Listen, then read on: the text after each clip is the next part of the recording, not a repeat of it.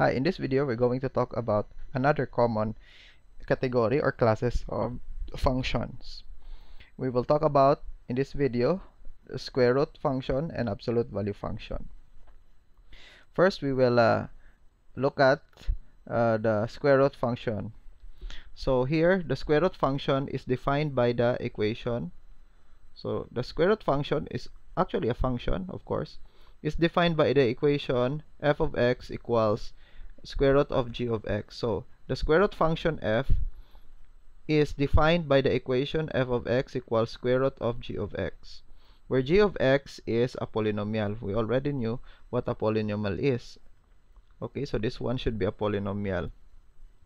Now the domain of the function f is the set of all x such that your g of x must be greater than or equal to 0.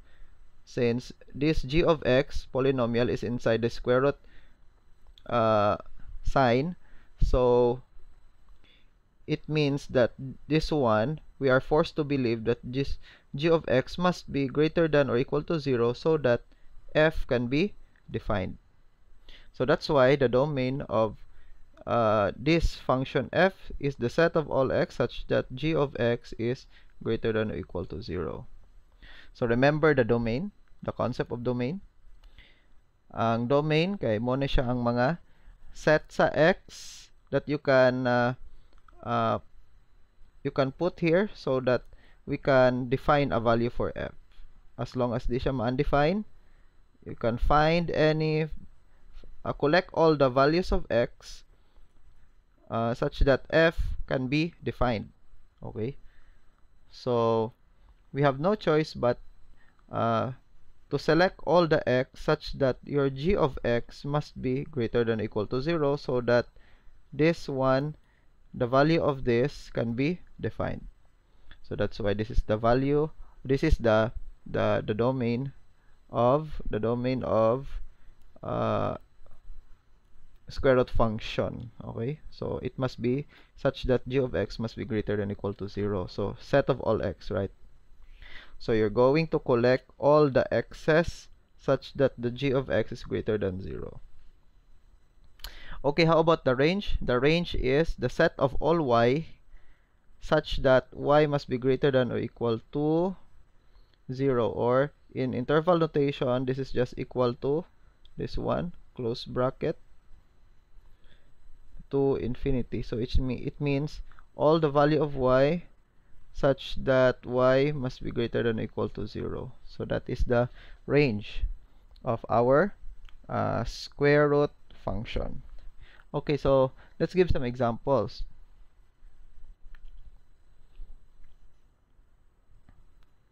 Okay, example. We have this one. Example, find the domain and range of the following function. So find the domain and range of f such that f is defined by f of x equals square root of 1 minus x. Now we're going to find the domain and the range. Now according to the definition, the domain is just equal to, or in other words, this is the domain of f is equal to the set of all x such that g of x must be greater than 0. So the domain now by definition is we're going to find, okay, we're going to find all the values of x such that g of x must be greater than 0. So in this case, we will find all the values of x such that 1 minus x should be greater than or equal to 0. So to find the domain, so of course just put 1 minus x should be greater than or equal to 0 so that we can find that value or values of x. So here we have this one, and then finding the value of x, we have 1 greater than or equal to x, or equivalently x is less than or equal to 1. So meaning the domain of function f is the set of all x such that x must be less than or equal to 1. So what does it mean? So it means that the domain is the set of all x such that x is less than or equal to 1, which means that we are only permitted to select x where x should be less than or equal to 1. So unsa tong mga values na pwede lang nato ibutang, no? Unsa tong mga values na pwede nato ibutang sa x. So according sa tong computation, the domain should be x must be less than or equal to 1. So let's try. So there are many possible values of x here. Okay, so let's give some examples. So this one value that may be a possible value of x is, remember, x must be less than or equal to 1. So pwede 1, okay, pwede 0, pwede negative 1, negative 2, and so on and so forth. Pwede pod mga decimal. So unsa man itong mga decimal na less than 1, so that is 0.5. Okay, pwede negative 0.25, and so on and so forth. So there are infinitely many values of x that is less than or equal to 1. We can try. Okay, so let's say we will try 1, because we are allowed also to use 1 as our value of x. Okay, so let's try to substitute 1 here. So what will happen? Okay, so what happens now is, if we let x be equal to 1, so this one becomes f of 1, that is 1 minus 1, so that is 0. So square root of 0 is 0. So meaning f of x is still defined because the answer is 0, right? How about, let's try another number. Let's say we let x, we'll try another value of x here. Let x be, let's make it simple, let's say negative 2, because negative 2 is less than 1, right? So if we put negative 2 here, let's see if we can still define a function. We can find a function value, therefore defined. So 1 minus negative 2, that becomes square root of 3. Okay, so square root of 3 is 1 point something. So still the function f is defined, so it's okay. Now let's try what happens now if your x is not less than or equal to 1. So let's say what happens now if we choose x to be 3. Okay, kay tanaw na to ha, kung dili siya mo satisfy nga condition, unsay mahitabo sa f of x. So may mo siyang f of 3 equals, may mo siyang 1 minus 3, and 1 minus 3 is negative 2. Can we find a real number? Is this a real number? Square root of negative 2? No, because square root, there is no value, real value.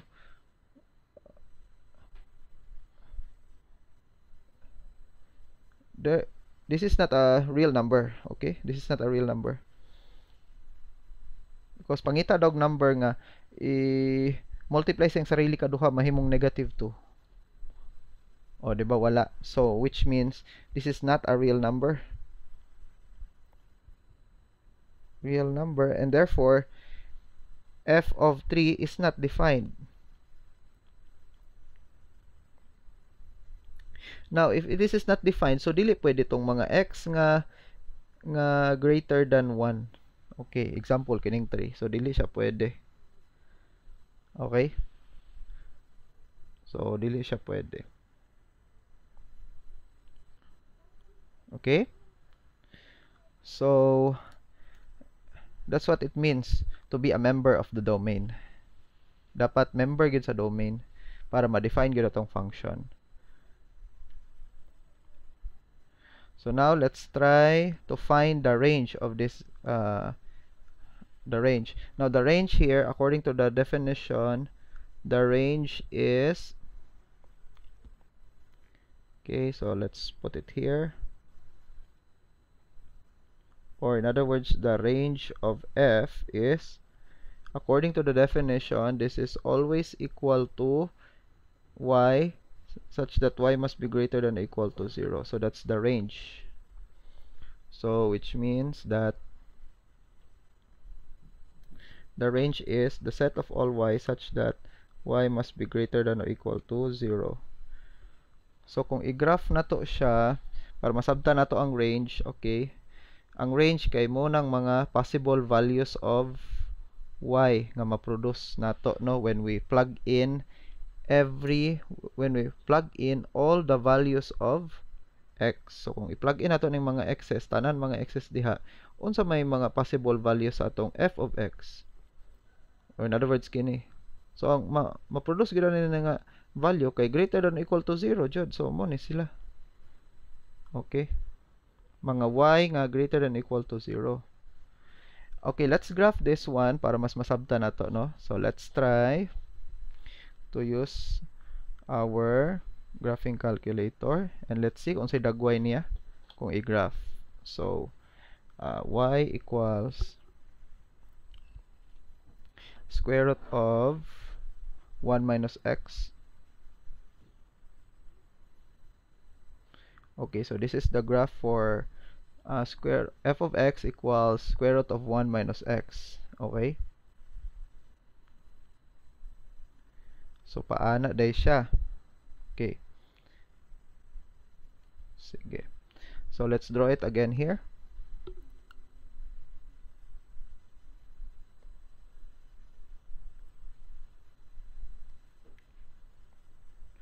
So ito'y dagway niya, dapat 1, no? So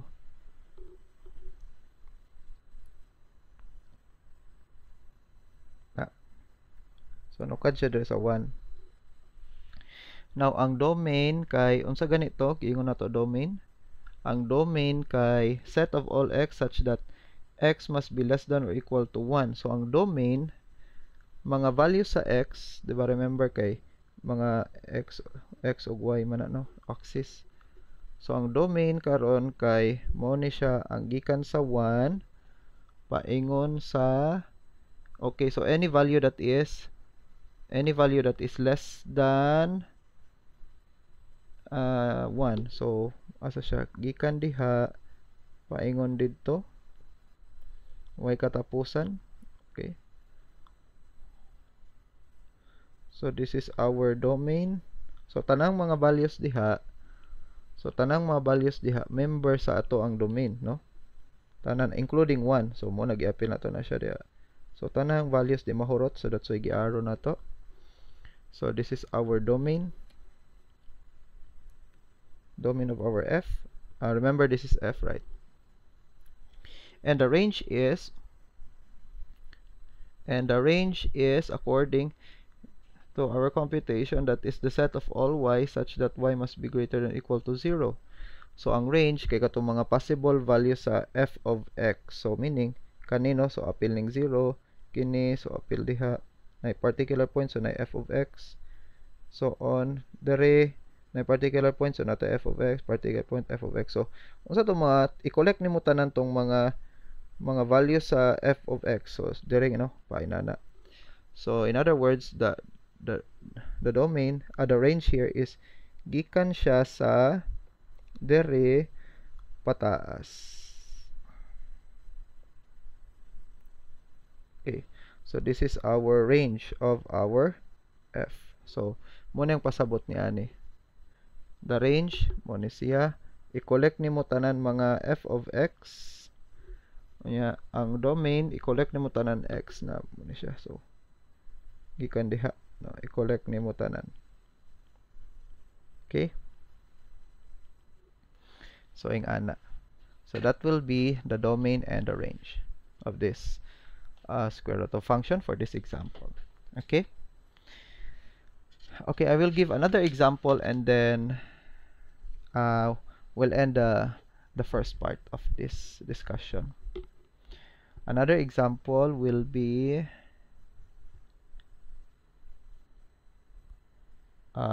let's find some simple examples.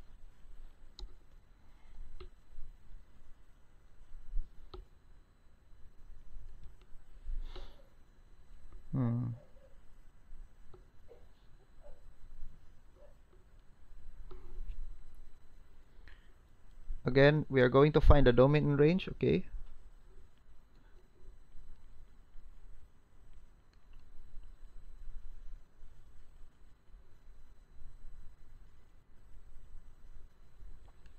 So we have an example here. Let's say g of x. So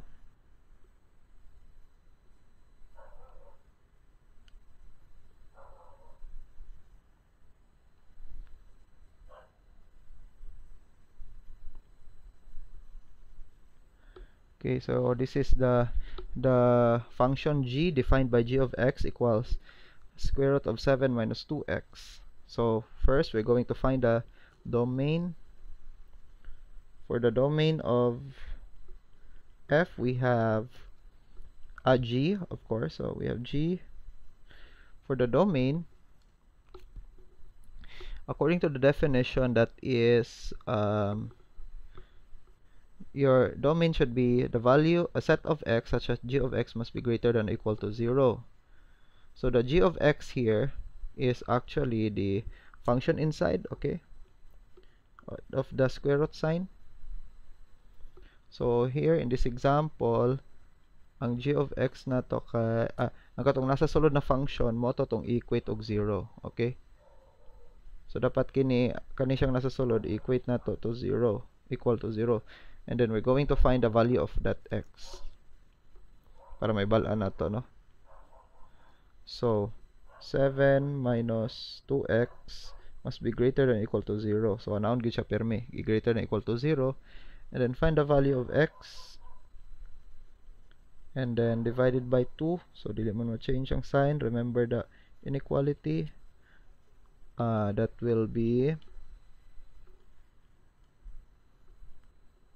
greater than or equal to 7 over 2, or equivalently that's x is less than or equal to 7 over 2. Remember 7 over 2 is, we can just convert this one to decimal, that is 3.5. Okay, so tanan, so so meaning ang domain di ay kay mga, so ang mga domain di ay dapat mga, so the domain of g should be the set of all x such that x must be less than or equal to 3.5 or 7 over 2. Okay, so unsa to mga value sa x nga pwede nato i-plug in dire. So naibala nato nga kanang mga x's kay dapat less than or equal to 3.5, which is true, right? Okay, kay kung 3.5 ni siya ibutang nimo, so may mong 7 minus 7, so 0, so square root ana 0, so meaning we have 0, so still atong g of x is defined. So any value sa x nga less than or equal to 3.5 kay pwede din nato i-plug in. Pero ganig mga value sa x nga greater than 3.5, ang opposite niya. So mapareha siya sa example number 1 nga dili ma-define ang ato ang g of x. Okay, so we cannot find a real number. So the domain of x is the domain of g is that of x such that x must be less than or equal to 3.5. Okay, and how about the range? Now the range is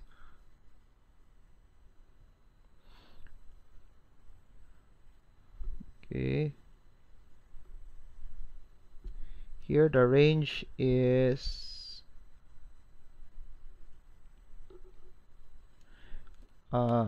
still the same, because by definition it is automatic that our range should be,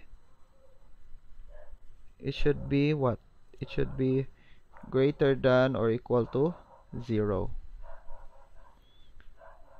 Automatic. So kung ato pang i-analyze, kini siya, ang katong mga values sa g of x must be greater than or equal to 0. So dapat ang katong mga y kay mga greater than or equal to 0. Okay, pareho nga sila y. So automatic that the range is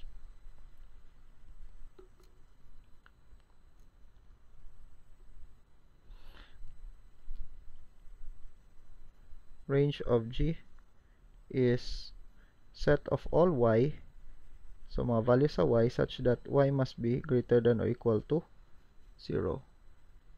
Okay, so let's draw again para masabtan na to ang domain of range. So we have 7 minus 2x.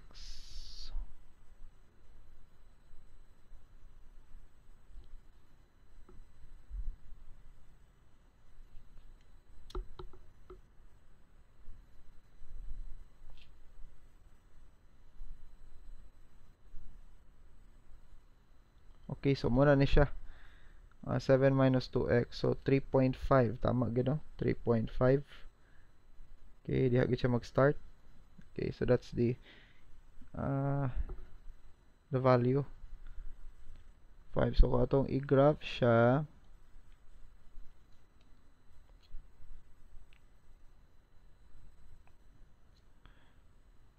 and then we'll draw. So mag-start siya sa 3.5, no? So 1, 2, then 3. Then paatras untong graph niya, no?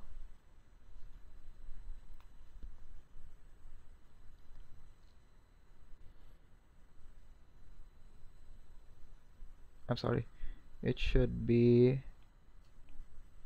3.5. So dapat mulapas pa siya. So 4.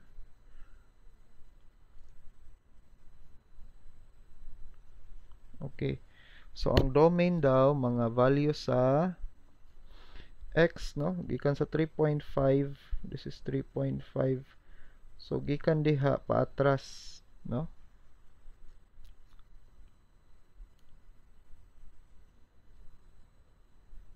sorry, so paingon na tanan dito, no, and the range is gikan diha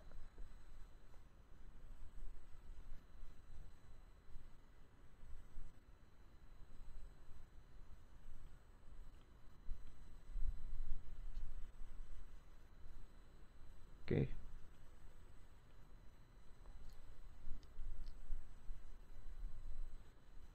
So this is our domain of G, and this is our range of G.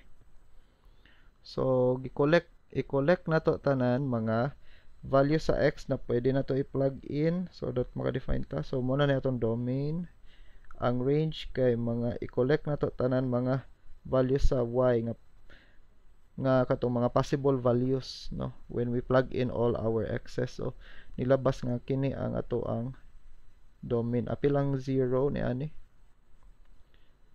diba, kay possibly man nga ang value ana kay equal to 0, diba, na magi times when that is when your x is 3.5.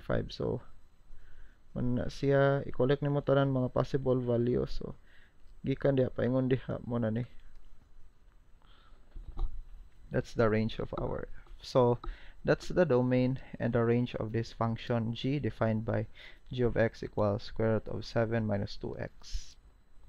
So that would be all for this square root functions, and then next time we will proceed to the absolute value function.